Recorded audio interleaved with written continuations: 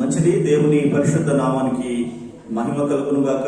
ఇప్పుడు వచ్చిన మీకు అందరికీ కూడా ప్రభువైన యేసుక్రీస్తు నామమున శుభములు, వందనాలు తెలియజేస్తున్నాను. అదేవిధంగా ఈ నూతన సంవత్సర శుభాకాంక్షలు కూడా నేను తెలియజేస్తున్నాను. ఎందుకంటే కొంతమంది నిన్న మిస్ అయిన వారు ఉండొచ్చు. సో దేవుడు మరి తన కృపను మనకు కనపరిచి సజీవులకలో ఉంచి నూతన సంవత్సరంలో మొట్టమొదటి మాసము మొట్టమొదటి ఆదివారం పునరుత్థాన దినమందు మనం అందరం ఆయన సన్నిధిలో చేరి స్తుతించే భాగ్యాన్ని ఇచ్చాడు. కొంతమంది సాక్ష్యాలు చెప్పారు. దేవుడు వారి జీవితాల్లో గత సంవత్సరంలో చేసిన ఆ కార్యాలను, వారిని తప్పించిన విధానమును, దేవుని యొక్క కృపను గురించి వారు వివరించడం మనం చూసాము. అవును, దేవుడు తన కృపను ఇంకా చాలా మంది ఆ విధంగా సాక్ష్యం చెప్పేవారు ఉన్నారు. సమయం లేదు కనుక మనం కొన్ని సాక్ష్యాలు మాత్రం విన్నాము. దేవుడు నమ్మదగిన వాడు. చెప్పండి, దేవుడు ఎవరు? Is faithful. ఎంతైనా, అందుకే భక్తులు అంటాడు, అయ్యా నీవెంతైనా నమ్మదగిన దేవుడు. Is faithful God. ఆయన నమ్మదగిన వాడు, ఆయన నమ్మకస్తుడు. కొన్నిసార్లు మనం నమ్మకంగా లేకపోయినా సో హీ రిమైన్స్ ఫెయిత్ఫుల్. ఆయన నమ్మకంగానే ఉంటాడు, నమ్మకస్తునిగానే ఉంటాడు. మన నమ్మకత్వం మీద ఆధారపడే దేవుడు కాదు. మన బలహీనతలను బట్టి మనల్ని ప్రతిసారి శిక్షించే దేవుడు కాదు. ఆయన కృప, దీర్ఘశాంతము జీవిత కాలమంతా కూడా ఉంటుంది. ఆయన కోపము నిమిషం మాత్రమే ఉంటుంది. చెప్పండి, కోపం ఉంటుంది, కోపం కూడా ఉంటుంది, but it's very short time, little time. కానీ ఆయన కృప ఆయుష్కాలం అంతా ఉంటుంది. మనం బ్రతికినంత కాలం ఆయన కృప మనకు ఉంటుంది. అప్పుడప్పుడు మనల్ని సరిచేయడానికి, మనల్ని సక్రమైన మార్గంలో నడిపించడానికి దేవుడు అప్పుడప్పుడు కోపిస్తూ ఉంటాడు తప్ప ఆయన బేసికల్ గా ఆయన కృపగల దేవుడు, దయగల దేవుడు, ప్రేమగల దేవుడు. కనుక ఆయన ఎంతైనా నమ్మదగిన దేవుడు. ఆయన మంచి దేవుడు. Hour God is good. ఏం చెప్పండి, మన దేవుడు మంచివాడు. మన దేవుడు మంచివాడు. కనుక మంచి దేవుణ్ణి మనం ఆరాధిస్తున్నాం, మంచి దేవుణ్ణి మనం వెంబడిస్తున్నాం, మంచి దేవునికి మనము పిల్లలమైనాము. అవునా? We are children of good God. So మంచి దేవునికి మనము పిల్లలమే కనుక ఈ నూతన సంవత్సరంలో మంచి పిల్లలుగా ఉందాము. చెప్పండి, మంచి దేవుని పిల్లలు ఎలా ఉండాలి? మంచి పిల్లలుగా ఉండాలి. సండే స్కూల్లో చెప్పినట్టు అనిపిస్తుందా? మీరు అందరూ మంచివారు అన్నట్టుగా మంచి దేవుని పిల్లలు మంచివారుగా ఉండాలి. ఓకే, ఈ సంవత్సరంలో నేను గత 2 రోజులుగా చెప్పినటువంటి కొన్ని మాటలను నేను మీకు జ్ఞాపకం చేసి, 2 వచనాలను జ్ఞాపకం చేసి ఈ రోజు అంశంలోనికి మనం వెళ్దాం. ఈ రోజు నేను సిద్ధపడి వచ్చినటువంటి అంశం ఏంటంటే watch and walk in the right path. Watch and walk in the right path అంటే మంచి మార్గమును తెలుసుకొని అందులో నడువు, లేదా మంచి మార్గమును చూసుకొని అందులో నడువు అనే మాటను ఆధారం చేసుకుని అంశం మీద నేను కొన్ని విషయాలు మాట్లాడాలని ఆశపడుతున్నాను. చూడండి, మనము 31st నైట్ 31వ తారీఖు రాత్రి ఒక మాట చెప్పాను. ఏం చెప్పాను చెప్పండి? మూల వాక్యం ఒకటి చెప్పాను. 103వ కీర్తన 2వ వచనంలో మనం ఏం చేసాము? నా ప్రాణమా యెహోవాను సన్నుతించుము, ఆయన చేసిన ఉపకారములలో దేనిని మరువకుము. మరచిపోకుండా ఆయన ఉపకారములను మీరు జ్ఞాపకం చేసుకోండి అన్నాం. ఈ రోజు కొంతమంది దేవుడు చేసిన మేళ్లను, ఉపకారములను వారు వివరించారు. అదేవిధంగా తర్వాత నిన్నటి దినాన నేను చెప్పినటువంటి మాట ఫిలిప్పీలో రాసిన పత్రిక 3వ అధ్యాయము 13వ వచనము ఏముంది? వెనుకున్నవి మరచి ముందున్న వాటి కొరకు వేగిరపడాలి. ఈ 2 విషయాలు నేను ఈ 2 రోజులు మీకు చెప్పాను. ఒకటేమో దేవుడు చేసిన ఉపకారములలో దేన్ని మరవకుమని చెప్పాడు. ఇక్కడ పౌలేమో వెనుకున్నవన్నీ కూడా మర్చిపోవాలి, ముందున్న వాటి కొరకు, భవిష్యత్తు కొరకు ప్రణాళికలు కలిగి భవిష్యత్తు మీద నమ్మకంతో ముందుకు వెళ్ళాలి అని ఈ 2 విషయాలు మీకు చెప్పాను. అంటే ఏమి మర్చిపోకూడదట? దేవుడు చేసిన మేళ్లను మర్చిపోకూడదు. ఏమి మర్చిపోవాలట?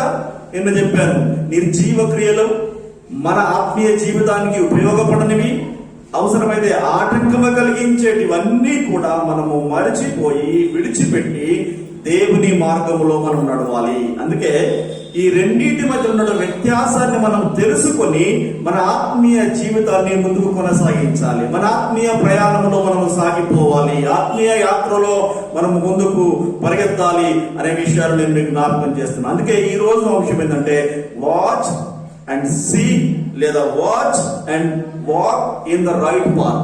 మీరు మంచి మార్గమును తెలుసుకొని లేదా చూసుకొని అందులో మీరు ప్రయాణం చేయండి. చాలా దారులు ఉన్నాయి. మనం వెళుతుంటే ఎక్కడికైనా ఒక గమ్యానికి వెళ్ళాలంటే చాలా దారులు ఉన్నాయి. గూగుల్ మ్యాప్ పట్టండి, గూగుల్ మ్యాప్ షార్ట్ కట్ ఒకటి చూపిస్తుంది, లాంగ్ కట్ ఒకటి చూపిస్తుంది, రకరకాల మ్యాప్స్ ఉన్నాయి. మనకు చాలా దారులు ఉన్నాయి. కానీ ఏది దేవునికి ఇష్టమైన మార్గము, ఏది శ్రేయస్కరమైన మార్గము, ఏది దీవెనకరమైన మార్గము,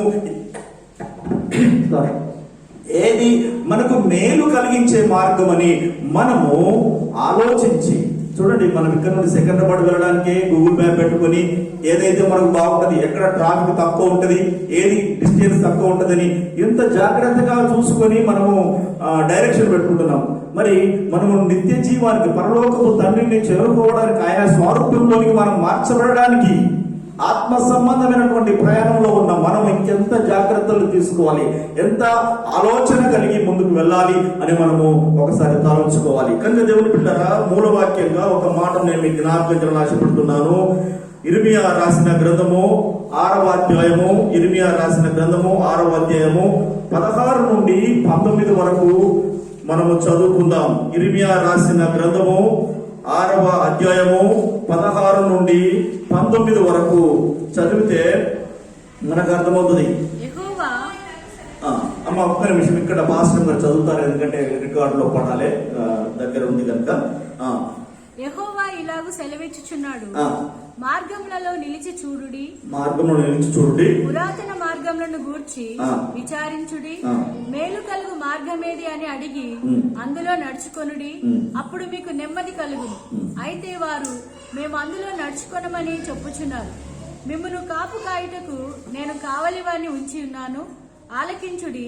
వారు చేయు బూరధ్వని వినబడుచున్నది, అయితే మేము వినమని వారనుచున్నారు. అన్యజనులారా వినుడి, సంగమ వారికి జరిగిన దానిని తెలుసుకొనుము, భూలోకమా వినుము.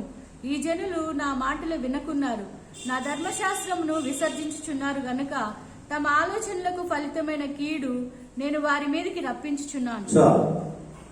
ఒకసారి మనము చాలా జాగ్రత్తగా ఈ మాటలు మనం గమనిస్తే, దేవుడు ఇశ్రాయేలు ప్రజలతో మాట్లాడుతున్నాడు. దేవుడు ఇశ్రాయేలు ప్రజలకు చెబుతున్నటువంటి మాట ఏంటంటే, యెహోవా ఇలాగు సెలవిచ్చు, మార్గములలో నిలిచి చూడుడి. నేను ఎందుకు చెప్పాను కదా, క్రాస్ రోడ్ లో ఉంటే నిలబడితే మనకు చాలా దారులు కనబడతాయి, చాలా మార్గాలు. బట్ అక్కడ ఏమంటే you stand and see, you stay and see అంటే అక్కడ నిలుచుని నువ్వు మార్గాలు చూడు. ఇన్ని మార్గాలు ఉన్నాయి, అందులో ఆ మార్గాలన్నింటిలో ఏ మార్గము నువ్వు ప్రయాణం చేయాలి, ఏ దారిలో నువ్వు వెళ్ళాలో నువ్వు తెలుసుకొని వెళ్ళు అని అంటున్నాడు. మనము గుడ్డిగా వెళ్ళామనుకో గమ్యానికి చేరము, మనం గుడ్డిగా వెళ్ళామనుకో ప్రమాదంలో పడే అవకాశము ఉన్నది.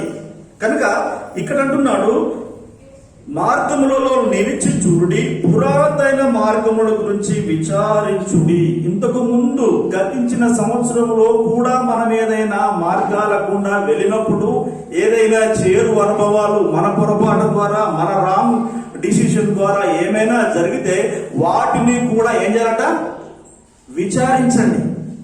Think about them. వాటిని కూడా విచారించి పాత మార్గములు, పురాతన మార్గములను కూర్చి మీరు విచారించుడి, మేలు కలుగు మార్గమేది అని అడిగి అందులో నడుచుకునండి. దేవునికి స్తోత్రం, హల్లెలూయా. దేవుడు మనందరికి ఇచ్చే సూచన, సలహా, ఆజ్ఞ, what ever you think about ఏంటంటే, మీరు మేలు కలిగే మార్గం ఏదో చెప్పండి. ఏం చేయాలట, మనము క్రాస్ రోడ్ లో మనకు కొత్త ప్రాంతానికి వెళ్ళినప్పుడు 2-3 దారులు ఉన్నప్పుడు ఏం చేస్తాం, మనము గూగుల్ మ్యాప్ ఇప్పుడు ఉంది, గూగుల్ మ్యాప్ లేనప్పుడు ఏం చేసేవాళ్ళం, మనము అడిగేవాళ్ళు. ఎవరన్నా ఉంటే షాపులో, అయ్యా నేను పలానా ప్రాంతానికి వెళ్ళాలి, ఏ మార్గంలో వెళ్తే బాగుంటది, నేను వెళ్ళేటప్పుడు కొంతమంది షార్ట్ కట్ చెప్తారు, కార్లో వెళ్ళేటప్పుడు షార్ట్ కట్. అయ్యా నాకు షార్ట్ కట్ కాదు, రోడ్ మంచిగా ఉండేది కావాలి, కొంచెం కిలోమీటర్స్ ఎక్కువైనా కారుకు స్ట్రెయిన్ కాకుండా మంచి మార్గం, మంచి పెద్ద రోడ్ ఏదైనా అడిగి వెళ్తాను. అర్థమైందా? అంటే మనకు షార్ట్ కట్లు కొన్ని చూస్తాం, షార్ట్ కట్ లో అదే పెట్రోల్ కన్స్యూమ్ అవుతుంది, అదే టైం అవుతుంది.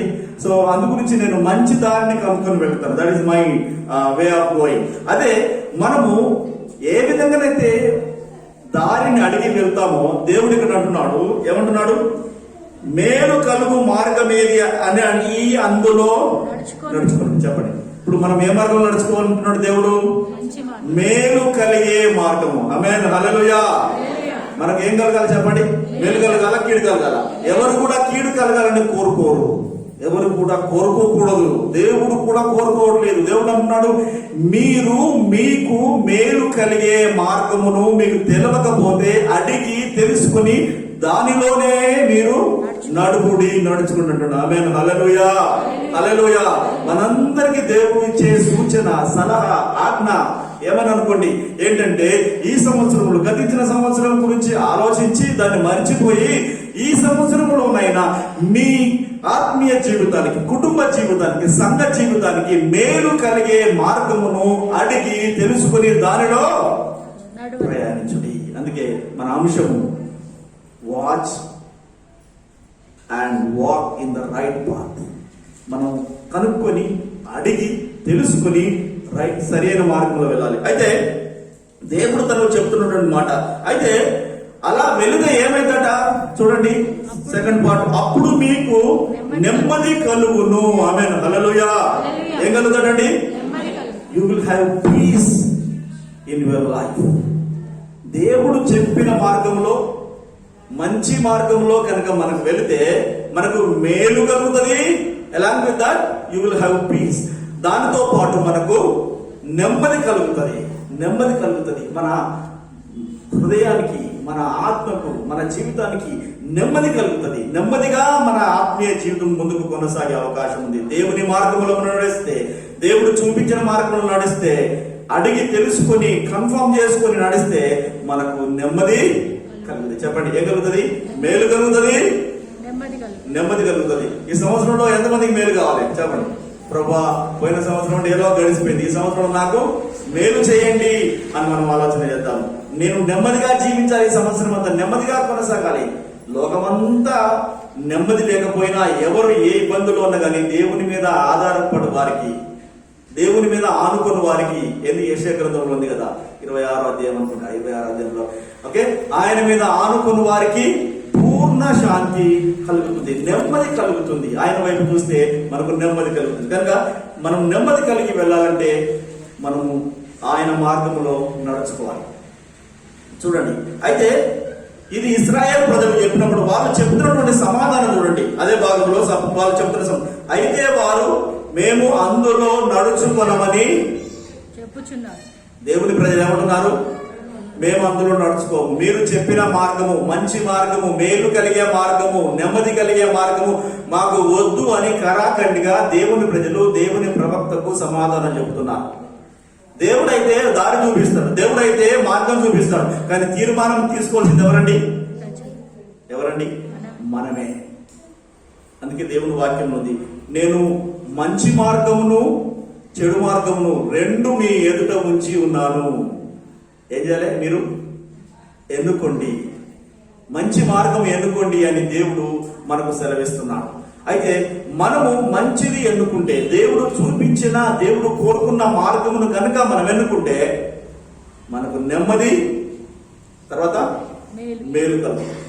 ఇశ్రాయేలు అన్నారు, మేము ఆ మార్గములో వెళ్ళం. చూడండి, తర్వాత వచనాలు చూడండి. మిమ్మును కాపు కాయుటకు నేను కావలి వారిని ఉంచి ఉన్నాను, ఆలకించుడి, వారు చేయు బూరధ్వని వినబడుతుంది. అయితే మేము వినమని వారు అనుచున్నారు. దేవుడు ఎన్నిసార్లు చెప్పి, రెండోసారి అయ్యా నువ్వు ఎన్నిసార్లు చెప్పినా, ఎంత చెప్పినా మేము వినమని ఏం చేస్తున్నాడు? వారు అనుచున్నారు. 11వ వచనం, భూలోకమా వినుము, ఈ జనులు నా మాట. దేవుడు ఏం చేస్తున్నాడు? వీరు మాట వినకపోతే భూమిని, ఆకాశమును, యెషయా గ్రంథంలో కూడా చూసే మొదటి అధ్యాయంలో 2-3 వచనాలు చూస్తాము. ఆకాశమా ఆలకించుము, భూమి చెవియొక్కుము, నేను పిల్లలను కని వారిని పెద్దవారిగా చేశాను, కానీ వారు నా మాట వినడం లేదు, వారు నాకు తిరగబడుతున్నారు అంటున్నాడు. అవునా? దేవుని సొంత ప్రజలకు దేవుడు మేలు కలగాలని, దేవుడు వారికి నెమ్మది కలగాలని ఎంత ప్రేమతో ఎంత శ్రద్ధతో వారికి చెప్పిన వారు అంటున్నారు, మేము వినము, మేము ఆ మార్గంలో నడవము, మాకు ఒక విధంగా చెప్పంటే మాకు నెమ్మదొద్దు, మాకు మేలొద్దు అని వారిగా తీర్మానం చేసుకుంటున్నారు. 19వ వచనంలో మనం చూస్తే అందుకే దేవుడు అంటున్నాడు, నేనైతే చెప్పాను భూలోకమా వినుము, ఈ జనులు నా మాటలు వినకున్నారు, నా ధర్మశాస్త్రమును విసర్జించుచున్నారు కనుక తమ ఆలోచనలకు ఫలితమైన కీడు నేను వారికి రప్పించుచున్నాను. ఆయన చెబుతున్నాడు, మీరు వినకపోతే ఏం కలుగుతాడ? కీడు కలుగుతుంది. మీరు వింటే మేలు కలుగుతుంది, నెమ్మది కలుగుతుంది. వినకపోతే కీడు కలుగుతుంది, నష్టం కలుగుతుంది. Decision is yours, choice is yours. దేవుడు తన ప్రజలకు చెప్పేటువంటి మాట, చేసేటువంటి బోధ, దాని ఆధారం చేసుకుని దేవుని సేవకునిగా, దేవుని పక్షంగా సంఘమంతటికి నేను తెలియజేసే మాట ఏంటంటే, దేవుడు నెమ్మదిని మేలును కలగజేసే మార్గము మీ ముందు ఉంచాడు. దానికి లోబడితే, ఆ మార్గంలో నడిస్తే దేవుడు మిమ్మల్ని నెమ్మదితో మేలుతో నింపుతాడు. దావీదు అంటాడు, ఆయన మేలుతో నా హృదయమును తృప్తిపరిచాడు. So he will satisfy you with his goodness. ఆయన తన మేలుతో నిన్ను తృప్తిపరిచే దేవుడు. దేవుడు మనల్ని తృప్తిపరిచే దేవుడు మేలుతో. ఒకవేళ వినకపోతే కీడుతో అతడు మనల్ని శిక్షించే దేవుడు కూడా. కనుక దేవుడు బిడ్డారా, ఈ నూతన సంవత్సరంలో పాతవన్నీ కూడా ఒకసారి ఆలోచించి, ఎక్కడెక్కడ మనం దెబ్బతిన్నాం, ఎక్కడెక్కడ నష్టపోయాం, ఎందుకు దెబ్బతిన్నామని ఒకసారి ఆలోచించి నెమరు వేసుకుని ఈ నూతన సంవత్సరంలోనైనా దేవుని మార్గమును తెలుసుకుని, చాలా మార్గాలున్నాయి, మంచి మార్గాలున్నాయి. చూడండి, ఇశ్రాయేలు ప్రజల యొక్క అవిధేయత అలాగుంది. ఇవన్నీ కూడా ఎందుకు రాయబడి ఉంటాయి? ఒకసారి ఇంకొక మాట కూడా, ఇంకొక ప్యాసేజ్ కూడా నేను మీకు చెప్పి ముందుకు వెళ్తాను. కొరింథీయులకు రాసిన మొదటి పత్రిక 10వ అధ్యాయము 6వ వచనము, తర్వాత 11వ వచనము మనము చూసుకుందాం. మొదటి కొరింథీ పత్రిక 10వ అధ్యాయము 6వ వచనము మరియు 11వ వచనము. వారు ఆశించిన ప్రకారము మనము చెడ్డ వాటిని ఆశించకుండునట్లు ఈ సంగతులు మనకు దృష్టాంతములుగా ఉన్నవి. ఏం చేశారట వాళ్ళు? ఇశ్రాయేలు దేన్ని ఆశించారట? చెప్పండి, ఏం ఆశించారట? ఆ వాక్యాలు అన్ని కూడా చదివితే మనము 10వ అధ్యాయం మొదటి నుంచి, అంటే 11 వచనాలు ఉన్నాయి కనుక నేను అవన్నీ చదవడానికి ఇష్టపడలేదు. ఇవన్నీ కూడా చదివితే దేవుడు వారికి చేసిన మేలు, మొదటి 4-5 వచనాల్లో దేవుడు వారికి చేసిన 5 మేళ్ళు అక్కడ ఉన్నాయి. దేవుడు వారి జీవితంలో జరిగించిన 5 గొప్ప కార్యాలు, ఏ జనానికి ఏ దేవుడు కలిగించినటువంటి గొప్ప కార్యాలను దేవుడు వారి జీవితంలో కలిగించాడు. ఆ కార్యాలు అక్కడ ఉన్నాయి. చూడండి, ఏం చేశాడు ఆయన? అదేమనగా మన పితరులందరూ మేఘము కింద ఉండిరి. దేవుడు రాత్రి అగ్నిస్తంభంగాను పగలు మేఘస్తంభంగా ఉండి 40 సంవత్సరాలు అరణ్యంలో దేవుని ప్రజలను నడిపించాడు. ఏ దేవుడు ఏ జనాన్ని నడిపించలేదు. అంత గొప్ప అద్భుతాలు వాళ్ళు రుచి చూచారు. తర్వాత సముద్రంలో నడిచారు. సముద్రాన్ని 2 పాయలుగా దేవుడు చేశాడు. సముద్రంలో నడిచాడు. మోషేను బట్టి మేఘంలోను సముద్రంలోను బాప్తిస్మం పొందిరి. అద్భుతమైనటువంటి రీతిలో బాప్తిస్మం పొందారు. అందరూ ఆత్మ సంబంధమైన ఒకే ఆహారమును భుజించారు. ఆత్మ సంబంధమైన ఆహారం, పరలోకపు మన్నాను వారు భుజించారు. ఏ జనము ఎప్పుడు ఎక్కడ భుజించలేదు. అందరూ ఆత్మ సంబంధమైన ఒకే పానీయమును వారు సేవించారు. చూడండి, పానము చేసిరి. ఏలయనగా తమను వెంబడించిన ఆత్మ సంబంధమైన బండలోనిది త్రాగిరి. ఆ బండ క్రీస్తే. బండలో నుంచి అరణ్యంలో బండలో నుంచి దేవుడు నీళ్లు తెప్పించాడు. అద్భుతంగా వారిని దాహం తీర్చాడు, వారి ఆకలి తీర్చాడు, వారిని సంతోషపరిచాడు, వారిని సంతృప్తి పరిచాడు, వారిని రక్షించాడు, వారిని కాపాడాడు. బట్ ఏం చేశారు తెలుసా? అయినప్పటికీ అయితే వారిలో ఎక్కువ మంది దేవునికి ఇష్టలుగా ఉండకపోయిరి. కనుక అరణ్యంలో సంహరించబడి. దేవుడు ఇన్ని అద్భుతాలు చేసి ఎంత జాగ్రత్తగా వారిని కాపాడుతూ రక్షిస్తూ నడిపిస్తూ వస్తే వారు ఏం చేశారట? దేవుని మాట వినలేదు, దేవునికి ఇష్టలుగా వారు లేరు. అందుకే దేవుడు వారిని విడిచిపెట్టాడు, వారు సంహరించబడ్డారు. మనకు తెలుసు కదా, మనందరికీ తెలుసు, ఇశ్రాయేలు ప్రజలు ఐగుప్తులో నుంచి బయటకు వచ్చినప్పుడు కేవలం కాల్బలమే, సైనికులే 6 లక్షల మంది, సుమారుగా అందరూ కలిపితే ఒక 20-25 లక్షల మంది అంచనా వేశారు. వారందరినీ దేవుడు బయటికి రప్పించి వారి యొక్క అవిధేయతను బట్టి చివరికి దేవుడు చెప్పిన మాట ఏంటంటే, నీలో ఎవరు కూడా వాగ్దాన దేశంలో ప్రవేశించరు. కేవలం ఇద్దరు. ఎవరు చెప్పండి? కాలేబు, యెహోషువ మాత్రమే వాగ్దాన దేశంలో ప్రవేశించారు. Just because of their disobedience. వారి కేవలం వారి యొక్క అవిధేయతను బట్టే దేవుడు వారిని వాగ్దాన దేశంలో చేరనివ్వలేదు. కనుక దేవుని బిడ్డలారా, దేవుడు మనకు వాగ్దానం చేసే ఫలాలు, ఆశీర్వాదాలు, మీరు కొత్త సంవత్సరంలో వాగ్దానం తీసుకున్నారు, ఓకే? ఆ ఫలాలన్నీ మనం అనుభవించాలంటే మనము ఆయన మాటకు లోబడాలి. మనము ఆయనకు విధేయులమై ఆయన మార్గంలో నడవాలి. సరి అయిన మార్గంలో నడిచినప్పుడు మనకు మేలు కలుగుతుంది. అందుకే ఇప్పుడు 6వ వచనం చదివాం, వారు ఆశించిన ప్రకారము మనము చెడ్డవాటిని ఆశింపకుండానట్లు ఈ సంగతులు మనకు దృష్టాంతములుగా ఉన్నవి. వారు అవిధేయులయ్యారు, శిక్షించబడ్డారు. కనుక మనము అవిధేయులు కాకుండా ఉండునట్లు పరిశుద్ధాత్మ దేవుడు మన కొరకు ఇవి రాయించి ఉంచారు. 11వ వచనం చూడండి. 11వ వచనము, ఈ సంగతులు దృష్టాంతములుగా వారికి సంభవించి యుగాంతమందున్న మనకు బుద్ధి కలుగుటకై రాయబడెను. ఎందుకు రాయబడ్డాడు ఇవన్నీ? యుగాంతమందు ఉన్న మనందరికి జ్ఞానం కలుగుటకై, బుద్ధి కలుగుటకై దేవుడు ఇవన్నీ రాయించి పెట్టాడు.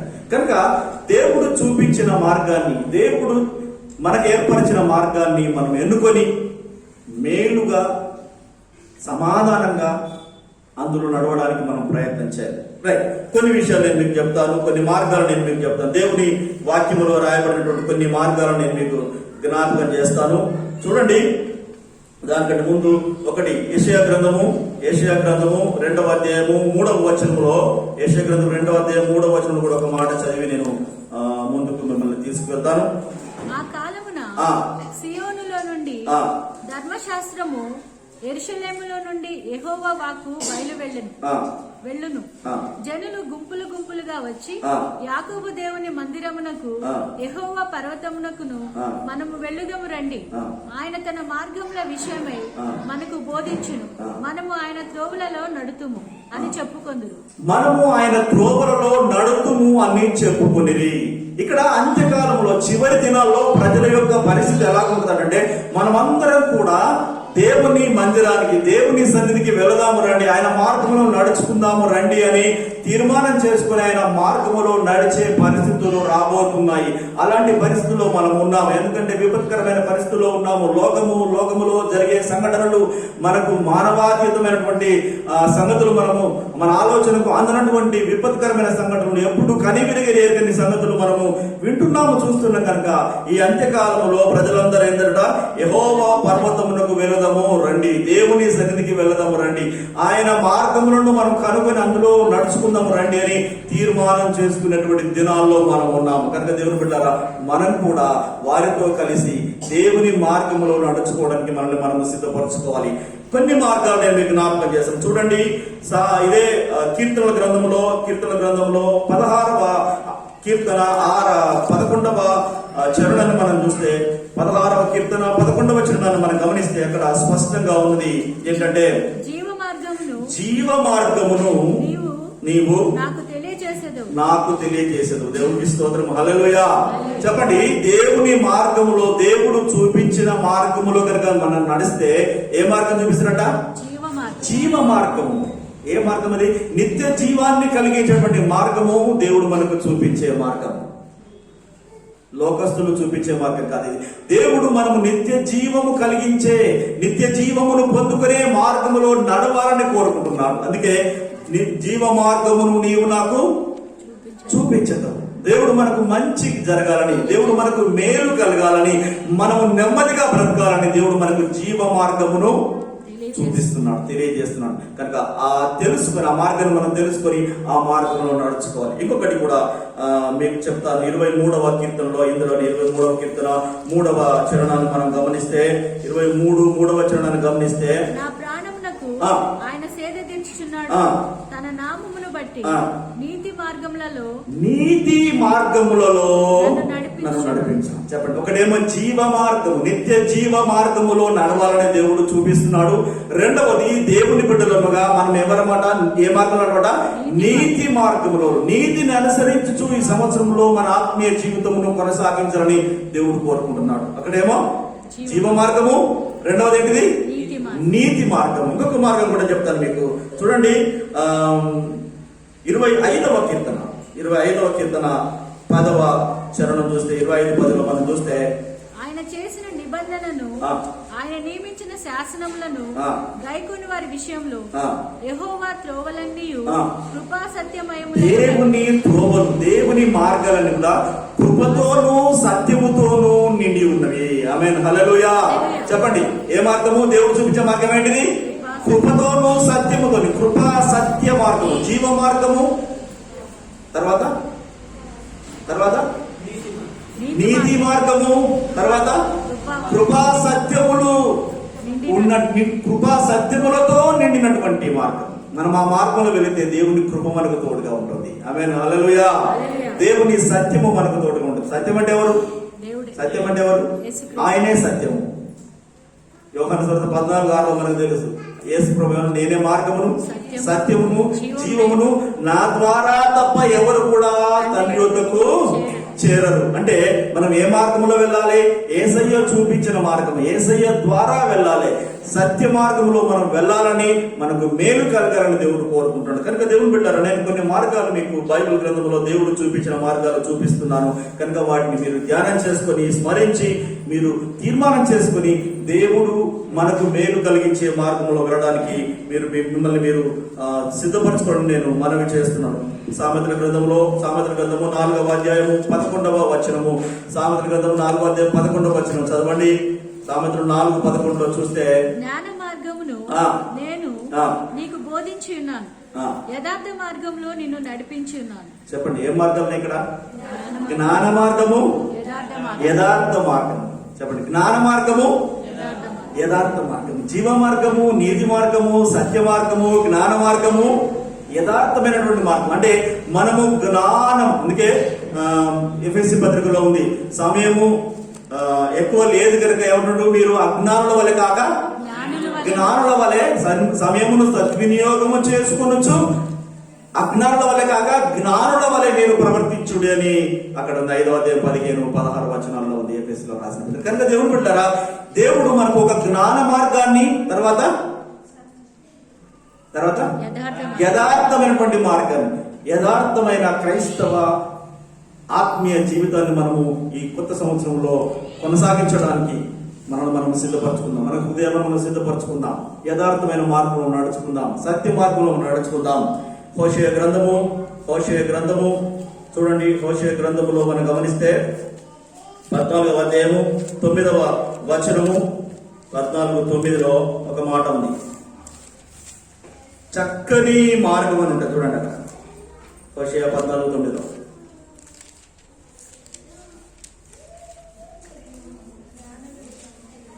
చదవండి. 14:9. జ్ఞానులు ఈ సంగతులు వివేచింతురు. జ్ఞానులు మాత్రమే, చెప్పండి ఇక్కడ ఏముంది? జ్ఞానులు ఈ సంగతులను వివేచింతురు, బుద్ధిమంతులు వాటిని గ్రహింతురు. ఏలయనగా యెహోవా మార్గములు చక్కనివి, నీతిమంతులు దాన్ని అనుసరించి నడుచుకొందురు. గాని తిరుగుబాటు చేయవారి దారికి అది అడ్డము కనుక వారు తొట్టిల్లుదురు. ఎవరట? దేవుని మార్గంలో ఎవరు నడుచుకుంటారని చెప్పండి?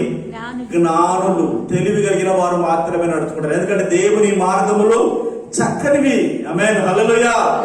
వంకర మార్గాలు కూడా ఉన్నాయి. సాతాను వంకర మార్గాలు మనకు చూపిస్తాడు, కానీ దేవుడు చూపించే మార్గము చక్కనిది. దేవుడు చక్కటి మార్గాలు మనకు చూపిస్తాడు, చక్కటి దారిని మనకు చూపిస్తాడు. ఆ దారిలో కనుక మనం వెళితే ఎక్కడ నడిపిస్తుంది? నిత్య జీవానికి నడిపిస్తుంది. కనుక చక్కని మార్గాలు జ్ఞానులు బుద్ధిమంతులు మాత్రమే దాన్ని గ్రహిస్తారు, అందులో నడుచుకుంటారు. సో మనము జ్ఞానముగా ఉండి బుద్ధిమంతులముగా ఉండి దేవుడు మనకు చూపించిన, దేవుడు మనకు కనపరిచిన, దేవుడు మనకు తెలియజేసిన మార్గంలో నడుచుకుని ఆయన మనకు అనుగ్రహించే ఆశీర్వాదమును మనం పొందుకుందాం, ఆయన అనుగ్రహించే నిత్య జీవమును మనం పొందుకుందాం. కానీ దేవుడు బిడ్డలారా, ఇంకా ఈ విధంగా చాలా విషయాలు, ఇంకొక మాట కూడా నేను చెప్పి ముందుకు వెళ్తాను. యెషయా గ్రంథంలో 55వ అధ్యాయము 8-9 వచనాల్లో చూస్తే, 8-9 వచనాల్లో చూస్తే యెషయా గ్రంథము 55-8 వచనం మనందరూ తెలుసు. దేవుని మార్గాలు మన మార్గాలకు ఎలాంటి అట, ఎంతో ఆకాశముకు భూమికి ఎంత ఎత్తుగా ఉందో అంత ఎత్తైనవి. మనం ఏర్పాటు చేసుకున్నటువంటి మార్గాలట భూ సంబంధమైనవి అయితే, ఆయన ఏర్పాటు చేసే మార్గాలు మన సంబంధమైనవి. అంటే ఆకాశానికి భూమికి ఎంత ఎత్తుందో దేవుని మార్గాలకు మన మార్గాలకు అంత వ్యత్యాసం. 9వ వచనంలో అంటున్నాడు, 9వ వచనంలో ఆకాశమును భూమికి పైన ఎంత ఎత్తుగా ఉన్నవో మీ మార్గముల కంటే నా మార్గములు, మీ తలంపుల కంటే నా తలంపులు అంత ఎత్తుగా ఉన్నాయి. కనుక దేవుడు బిడ్డలారా, మన ఆలోచనలు పక్కన పెట్టేసి, మన మార్గాలు మనము డిసైడ్ చేసుకున్నటువంటి మార్గాలు పక్కన పెట్టేసి దేవుని మార్గాలు మనం తెలుసుకోవాలి. మనకు అందుకే దేవుని వాక్యం ఉంది, సామెతల గ్రంథంలో ఉంది. ఆ మాట కూడా మీకు జ్ఞాపకం చేస్తాను. చూడండి, 16వ అధ్యాయము 2వ వచనము, సామెతలు 16:2. వాని దృష్టికి నిర్దోషములుగా కనబడును. ఏంటంటే మనం ఎన్నుకున్నటువంటి మార్గాలు మనకి ఎలా కనిపిస్తాయి?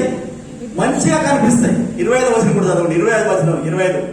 ఒకని మార్గము వాని దృష్టికి యథార్థంగా, ఒకని మార్గము వాని దృష్టికి యథార్థమైనదిగాను కనబడును, అయినను తుదకది మరణానికి దారి తీయును, చేరును. ఏమండి, మనకు మంచిగా అనిపిస్తుంది, చాలా మంది తీర్మానాలు చేసుకుంటారు. యవనస్తులు, చాలా మంది పెద్దవారు, చిన్నవారు అందరూ వారికి ఇష్టమైన, వారికి అనుకూలమైన మార్గాలు ఏర్పాటు చేసుకుంటారు. వారి కంటికి మంచిగా అనిపించిన మార్గాలు, ఇది మంచిది అనుకుంటారు. ఎక్కువ శాతం యవనస్తులు అబ్బాయిలను సెలెక్ట్ చేసుకున్నటువంటి వారు మంచి ఆయన అనే ప్రవర్తనతో కొంతమంది నాకు తెలుసు, ఈ అబ్బాయి మంచోడు, ప్రభుని నమ్ముకోలేదు కానీ మంచోడు అని తీర్మానం చేసుకుని అతను మంచోడు అని అతన్ని వివాహం చేసుకుని దేవునికి దూరమైనటువంటి వారు ఉన్నారు. దేవుని మార్గం మొత్తమే పక్కకెళ్ళిపోయినటువంటి వారు ఉన్నారు. కనుక మన కంటికి మంచిగా అనిపించినవి అని మనం అందరూ నడవకూడదు. ఇది దేవునికి మంచిగా అనిపిస్తుందా, దేవుని వాక్యానికి ఇది సరిపడుతుందా, దేవుని వాక్యపు వెలుగులో మనం పరీక్షించుకొని ఆ మార్గంలో నడిస్తే మనకు మేలు కలుగుతుంది. ఓకే, ఒకరి దృష్టికి యథార్థమైన మార్గము కనబడును, కానీ తుదకది మరణానికి చేరును. కానీ దేవుడు చూపించే మార్గం ఎక్కడికి వెళ్తుందండి? జీవానికి వెళుతుంది. నీకు జీవం ఇవ్వడానికి, సమృద్ధి అయిన జీవం ఇవ్వడానికి, నిత్య జీవం ఇవ్వడానికి ఆ మార్గం నడిపిస్తుంది. కనుక దేవుడు చూపించే మార్గంలో మనం వెళ్దాం. మనకు నచ్చిన మార్గం కాదు. కొత్త సంవత్సరంలో ఒక నూతనమైన పంతాలో, నూతనమైన విధానంలో మన ఆత్మీయ జీవితాన్ని ప్రారంభిద్దాం. మన ఆత్మీయ జీవితాన్ని సరి చేసుకుందాం. మన ఆలోచన విధానాన్ని, మన ఆత్మీయ ప్రయాణాన్ని ఒక మంచి దిశలో మనము ఏర్పాటు చేసుకుని ఆ దిశలో మనము నడుచుకుందాం. మనకు మేలు కలుగుతుంది, మనకు నెమ్మది కలుగుతుంది. దేవుని బిడ్డలారా, చూడండి ఇంకొక మాట. చాలా మంది ఏం చేస్తున్నట్ట, అందరూ 53వ కీర్తనలో 6వ వచనం అంటున్నాడు. 53వ కీర్తన 6వ వచనంలో దేవుడు అంటున్నాడు, అందరూ కూడా గొర్రెల వలె, చెప్పండి, దారి తప్పిపోయారట. ఎవరు వీళ్ళు? దేవుని బిడ్డలే. చెప్పండి, దేవుని బిడ్డలే, కానీ అందరూ దారి తప్పిపోయారు. ఎందుకంటే ఎవరికి ఇష్టమైన దారిలో వాళ్ళు వెళ్తున్నారు, ఎవరికి నచ్చిన దారిలో వారికి వెళ్తున్నారు, ఎవరికి మంచిగా అనిపించిన దారిలో వాళ్ళకు వెళుతున్నారు. అర్థమైందా? దేవుడు చూపించే మార్గంలో వెళ్ళక. అందుకే 53:6 సియోనులో నుండి ఇశ్రాయేలుకు రక్షణ కలుగునుగా, దేవుడు చెరలోనున్న తన ప్రజలను యెషయా గ్రంథం యెషయా 53:6 యెషయా 53:6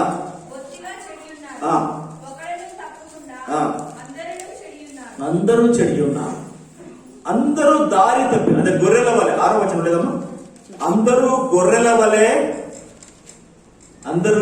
వలె దారి తప్పి ఉన్నారు. అందరూ గొర్రెల వలె దారి తప్పి ఉన్నారు. అందరూ కూడా దేవుని మార్గాన్ని విడిచిపెట్టి వారి ఇష్టానుసారమైన మార్గంలో వెళ్తున్నారు. మనమందరము గొర్రెల వలె త్రోవ తప్పిపోయింది. ప్రతివాడును తనకిష్టమైన త్రోవకు తొలగను. చూడండి, దేవుని మార్గాన్ని వదిలిపెట్టి ఏం చేస్తున్నారు? వారికి ఇష్టమైన మార్గానికి వారు తొలగిపోయారు, సైడ్ ట్రాక్ అయిపోయారు. మెయిన్ ట్రాక్ నుంచి సైడ్ ట్రాక్ వెళ్ళిపోయారు, హైవే నుంచి బైపాస్కి వెళ్ళిపోయినట్టుగా. అంటే వారికి ఇష్టము, అది షార్ట్ కట్ అనుకున్నారో, వారికి మంచిగా అనిపించిందో, వారికి అనుకూలం అనిపించిందో, వారికి ఇష్టం వచ్చినటువంటి వారికి నచ్చిన దారిలో వారు ప్రయాణం చేస్తున్నారు. కానీ అందులో ఏం కలిగింది చెప్తే అది ఎక్కడికి దారి తీస్తుంది? మరణానికి దారి తీస్తుందని, కీడుకు దారి తీస్తుందని, నష్టానికి దారి తీస్తుందని వారు గ్రహించడం లేదు. అందరూ వారు దారి తప్పిపోయారని దేవుడు బాధపడుతున్నాడు. తప్పు మార్గంలో వెళ్తున్నారు. జేమ్స్ యాకోబు పత్రిక 5వ అధ్యాయం 20వ వచనం, 1, 2, 3 వచనాలు త్వరగా మనం ముగించుకుందాం. యాకోబు పత్రిక 5వ అధ్యాయము 20వ వచనంలో యాకోబు అంటున్నాడు, పాపిని వాని తప్పు మార్గం నుండి మళ్లించువాడు మరణం నుండి ఒక ఆత్మను రక్షించి అనేక పాపం నుండి కప్పివేయి. ఇక్కడ మనందరికి బాధ్యత. అంటే దానికంటే ముందు మనము తప్పు మార్గం నుండి సరి అయిన మార్గంకి రావాలి. ఇది రెండవది.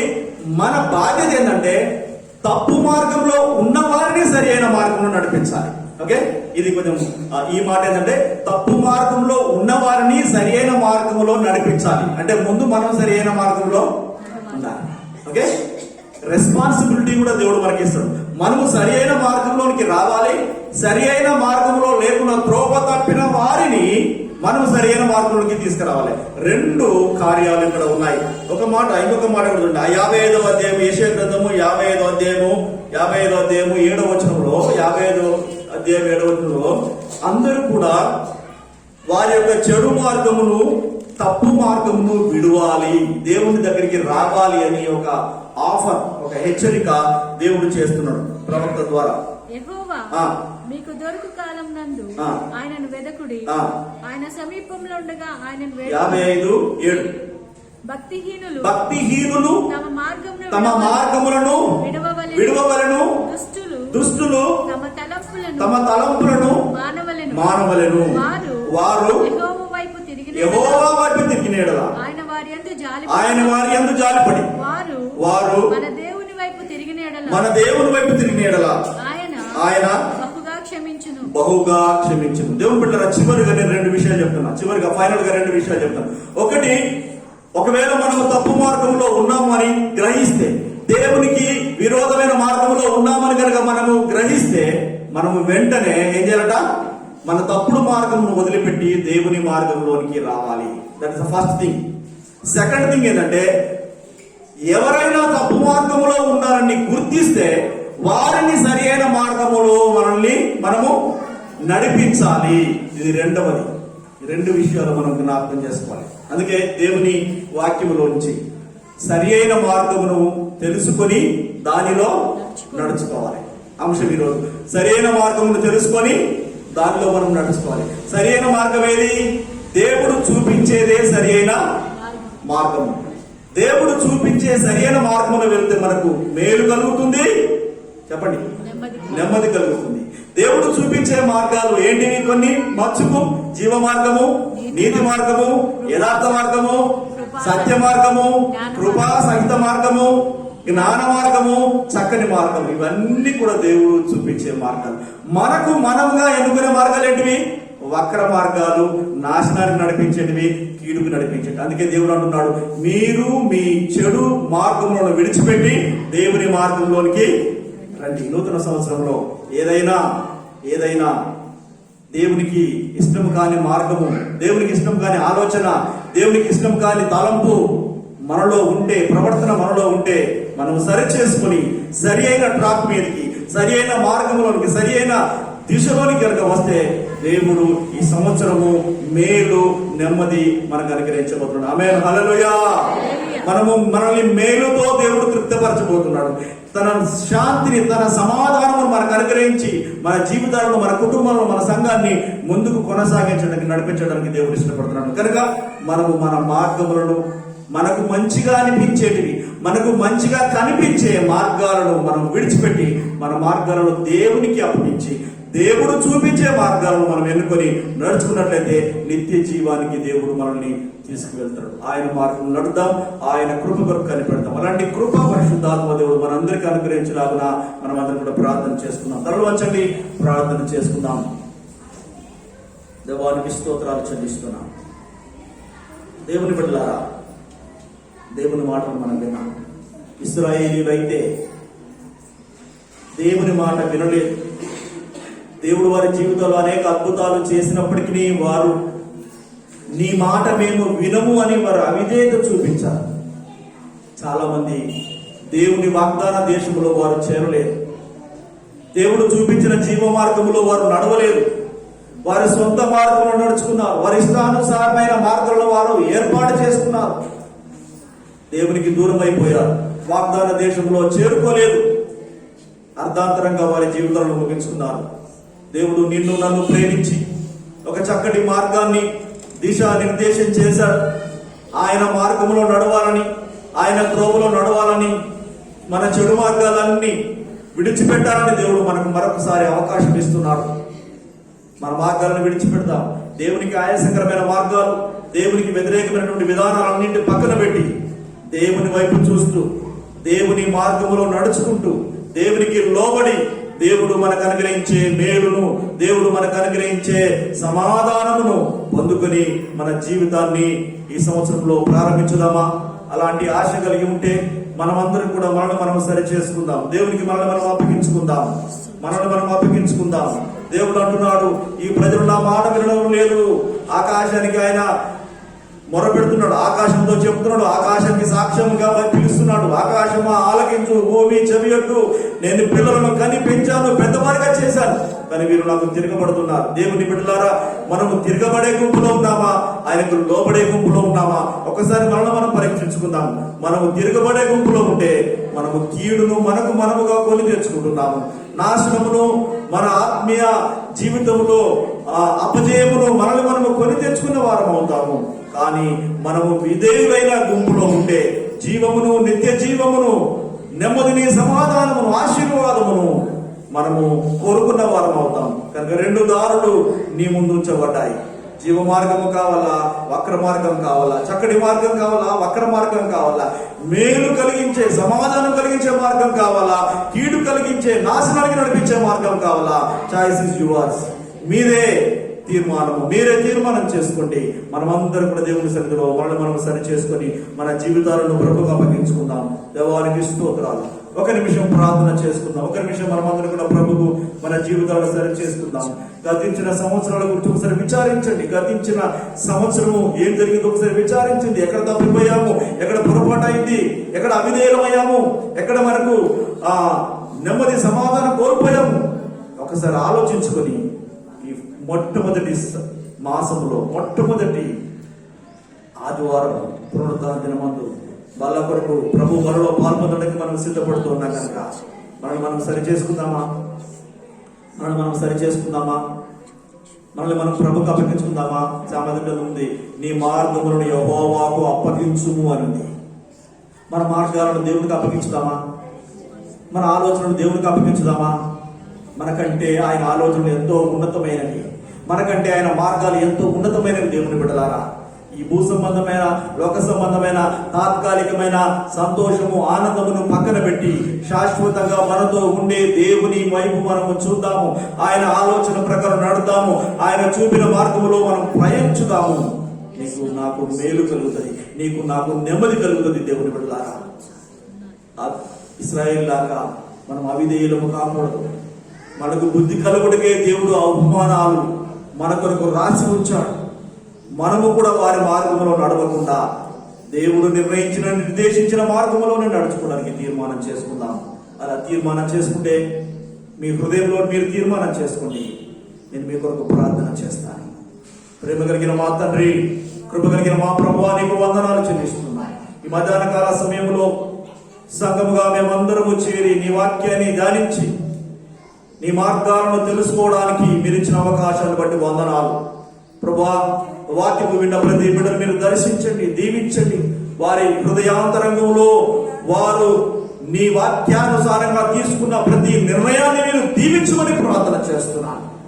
మాలో ఉన్న అవిధేయతను, వక్రబుద్ధిని తొలగించి సక్రమైన చక్కటి జీవము కలిగిన మార్గములో మేము నడుచుకున్నటకు మమ్మల్ని మేము సిద్ధపరచుకున్నటకు సహాయం చేయమని, అలాంటి కృప మాకందరికీ దయచేయండి. తీర్మానం చేసుకున్న ప్రతి బిడ్డను ఆశీర్వదించమని నీ కృపకు మమ్మల్ని అందరినీ అప్పగించుకుంటూ యేసు క్రీస్తు నామమున ప్రార్థించి వేడుకుంటున్నాము తండ్రి. ఆమేన్, ఆమేన్.